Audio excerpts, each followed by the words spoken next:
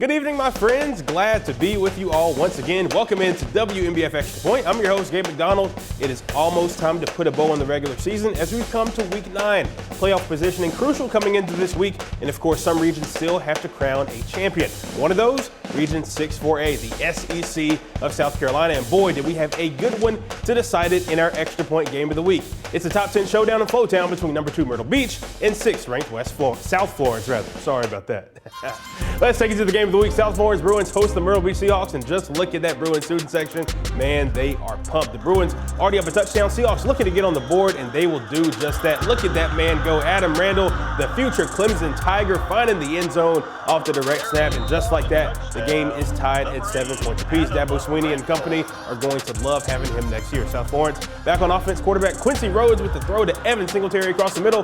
Nice catch there for the first down to put the South Florence Bruins in business. Fast forward a little bit later, still tied at 7. Bruins with the ball, and look at this man. It's a fumble right here. Myrtle Beach is able to recover, and he isn't letting that ball go. He might have took it home with him. Hey, back here to Myrtle Beach, but hey, those Seahawks are now in good field position, and Trey Phillips is wide open here. The defensive end coming up huge with the touchdown. Look at that.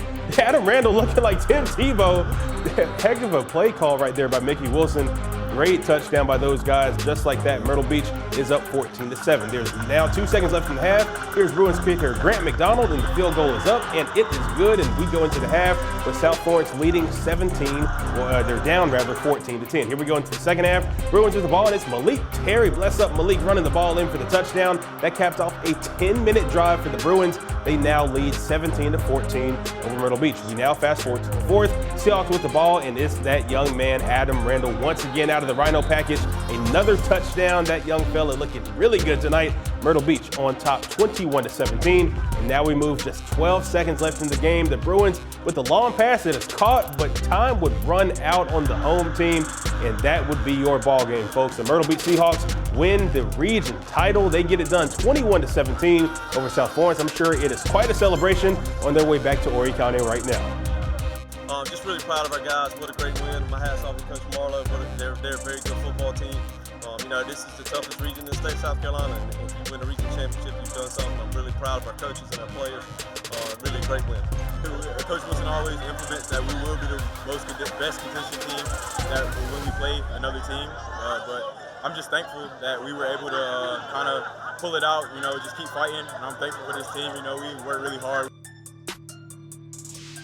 They get home field advantage through the first 4 rounds of the playoffs. Homecoming night to Carolina Forest, who take on the Saucasy Braves. This one was quite a shootout. We now move to the second half. Panthers up by 1. Khalil Johnson with the carry to the outside and into the end zone. Give that young man 6 points. The Panthers with a more comfortable 7-point lead. Next drive for Saucasy in the red zone. Rocco Wojcik puts one on the money to Stephen Green in the back of the end zone. Great grab by him. The Braves now trail by 2 after missing the extra point. Saucasy's offense, they were absolutely clicking. But how about that defense? Israel Lewis lowers the shoulder into the quarterback to jar the ball loose. The Braves would get back in business. Saucasy's offense, they would capitalize on the turnover. Here's Trey Grant racking up some yak on his way to the cribbo. The Braves now in front by 4. But those Panthers, they would answer right back before the end of the third. Luke Janak makes the right call on the read option. He gets in for 6. And guys, this one would have a crazy finish, y'all. Get this. The Panthers were able to get 2 untimed downs late in the game after down 4 after a Saucasy penalty. And Janak would be the hero for CF as he scored the game-winning touchdown. The Panthers win a wild one tonight,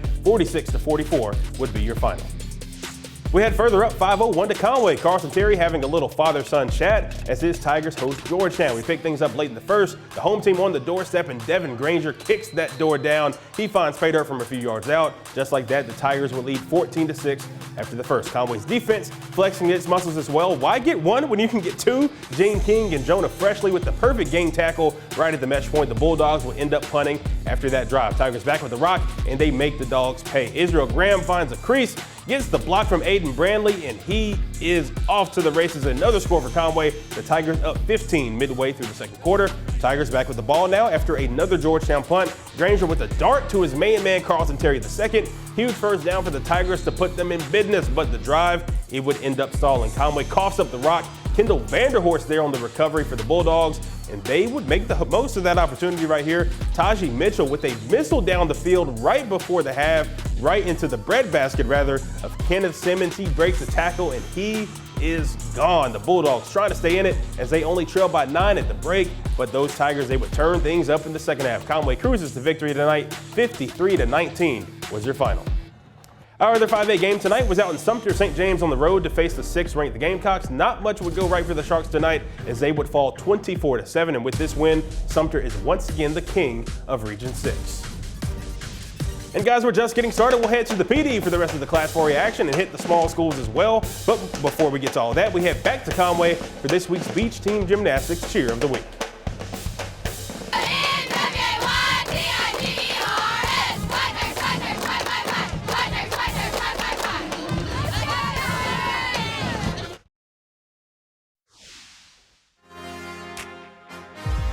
Welcome back into Extra Point. We resume the action in the PD in Class 4A. 9th-ranked West Florence coming off a huge win against North Myrtle Beach last week, and they're looking to avoid a letdown ahead of next week's battle against South Florence. Let's head to Darlington. Falcons looking to get their first win of the season as they host those Knights. West Florence looking to strike early on. Quarterback Deuce Hudson does just that. He does it himself. He plunges in for the score. The PAT would be no good. West up 6 over the Falcons. Both defenses would start to settle in a bit. A gang of Knights right here led by Mason Benton coming up with that stop. And then West Florence would be back with the ball. The Falcons with a bit of a spark. Stephen Williams coming downhill hard with the TFL and Terry McKithen. But then that West Florence offense would eventually catch fire and they would never look back. The Knights with a shutout tonight as they defeat Darlington 45-0. To Hartsville we go, another Region 6 battle as the Red Foxes welcome in the Wilson Tigers. Pick things up in the third. Foxes up 14 at the half. Jay Sean Anderson, just look at the young man go, y'all, off the outside zone. He makes a couple cuts and ends up in the fun zone. Hartsville increases its lead to 20 over the Tigers. Wilson trying to get something going on offense. Brian McCart able to connect with Nyree Sanders. He tries to make something shake, but ends up fumbling the rock. The Foxes would take over after this recovery by Deshaun Williams. And Hartsville, they would make the most of that opportunity. The ensuing possession, Anderson's main running mate, Carmelo McDaniel, getting in on the fun. He finds a hole and runs into a host of Tigers right here. They try to bring him down, but he just keeps on chugging. Chugga. Incredible effort by him to find pay dirt. Hartsville in full control of this one as they go up 28-0. The Tigers, they would get a couple late scores, but the Foxes would be able to hold on. Hartsville a winner at home tonight over Wilson. 28-14 was your final. We drop down to Class 3A. The Panthers at the Panthers' lair as Lake City hosts the Andrews Yellow Jackets. After a Lake City punt return for a touchdown, Andrews looks to get on the board in the red zone. And check out this grab right here. The bobble and the concentration to bring it in so nice. We got to show it to you twice. Look at that grab, man. The PAT would be no good. Lake City would still be on top. 7-6, final seconds of the first quarter. Lake City gets a huge pickup thanks to Cladeius Austin, and that would close out the quarter right here. Great run by him reversing field to get the first down, but the drive would be unsuccessful. Lake City would not be able to get any points on the board after a failed fourth down conversion. But Lake City, they would come running back later in the second quarter, getting up in the red zone, but they would be just short of the goal line. That Yellow Jacket defense coming up huge as they keep the Panthers out of the end zone on that drive. But eventually, the Panthers would come back clawing in a big way in the second half. They get their second win of the season after a 34-6 victory. And our other Class 2A score to get you caught up on now, Marion remains perfect after dominating East Clarendon 35-6 the final there. And Mullins able to get a good win over Region 4 Latta, 22-8 the final up there, the home of the Vikings. And we drop down to Class 1A. Great game up in Pamplico as the Raiders hosted the Green Sea Floyd's Trojans, who just cracked the top 10. We pick things up in the second half. Raiders lead this one 18-15 after a block punt. Green Sea with great field position, and they do what they do best. That's Thorndike running the rock, and then eventually he would get into the end zone right here, and that there's a touchdown. Green Sea would be up 22-18 over the Raiders. Hannah Pamplico try to get it going again. This time it looks like a great play right here. Floyd Edie able to get some yardage, but he would end up coughing up the rock, and the Trojans are there on the recovery, and they get back in business, and they waste absolutely no time taking advantage of the mistake. Another touchdown by Thorndike, who is pretty much unstoppable in this one, y'all. He increases the lead right there to 30-18 in favor of the visitors. HP, though, they would not go down without a fight. Quick pass by Xander Poston to Tayshawn Sellers. He gets a huge chunk of real estate for the Raiders, and then later on that drive, here comes Poston diving up and over into the end zone, and the Raiders only trailing by 4, and we said this one was a good one, y'all, and the score would reflect that. The Trojans, though, they would hold on to get the win to stay perfect in region play. 30-26 was your final. And the other Class 1A game on tap tonight was in Johnsonville, as the Flashes would play host to Timmonsville. Johnsonville able to get a huge win in that one as they take down the Whirlwinds by a final of 38-8. And let's take a look at some of the Skeezer games for tonight. Trinity Collegiate wins the region title by shutting out Lawrence Manning. Florence Christian wins big over Spartanburg Christian. Christian Academy in Myrtle Beach, a heck of a shootout in that one as they take down Dillon Christian. Lee Academy would take down Kings Academy, and Carolina Academy would fall to Williamsburg.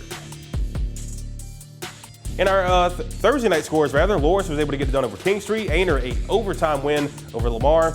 And also a couple more games in Class 1A last night. Lakeview, a crucial overtime win over Waccamaw. And also Carvers Bay would win big over Hemingway last night as well.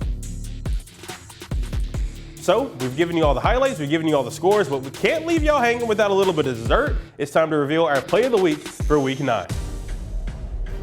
And we take our talents back up to Kellytown Stadium. Carmelo McDaniel with what we like to call a grown man run. He's absolutely swarmed by the Wilson defense, but just keeps on chugging along. Man, what an effort by him as he would eventually find the end zone. So nice. Hey, we got to show it to you again. This time in slow-mo, man. Just keeping those legs chugging. That's what a young back is supposed to do. And guys, he, along with Jay-Sean Anderson, are going to be two guys to watch out for. This Hartsville team, they're young, but hey, Jeff Calabrese has some good things brewing up there. Definitely a team to watch out for in Class 4A Region 6.